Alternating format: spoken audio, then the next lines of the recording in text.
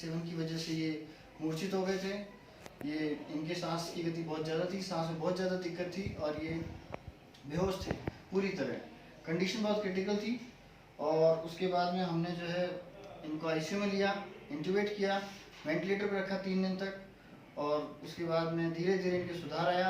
ARDS हुआ था इनको और साथ के अंदर इनके लीवर पे भी असर आया था, किडनी पे भी असर आया था और आज 11वें दिन इनको डिस्चार्ज कर रहे हैं और अभी पूरी तरह स्वस्थ हैं। सांस में हालांकि पूरा सुधार नहीं आया है पर काफ़ी सुधार आ गया है और ये अब बिल्कुल जो है ना नॉर्मल लाइफ की तरफ बढ़ रहे हैं और इसमें हमारी सारी टीम का प्रयास रहा और नर्सिंग स्टाफ का बहुत बड़ा रोल रहा, आईसीयू टीम का बहुत बड़ा रोल रहा और इनका खुद का भी बहुत बड़ा रोल रहा कि पेशेंट ने काफ़ी कोऑपरेट किया सुधरने में।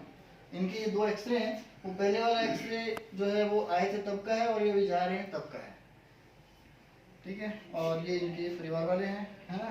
तो आ जाओ। क्या नाम आपका? उमेश क्या लगते हो आप इनके भाई साहब? अच्छा, इनको स्टार्टिंग में क्या हुआ था जब घर पे जब इनकी स्थिति थी वो पूरी डिटेल बताओ। नींद की गोलियां ज़्यादा खा गया था अधिक मात्रा में, फिर बेहोश हो गया।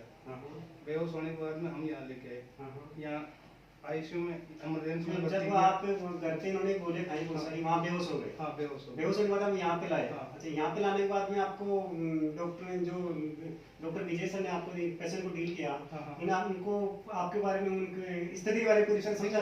हाँ, डॉक्टर साहब ने बताया कि क्या बताया था? स्थिति तो बहुत नाजुक है लेकिन कोशिश हम फुल कर रहे हैं और सब इनकी कोशिश फुल कामयाब हुई। इनका बहुत स्टाफ में आभारी हूँ सबका।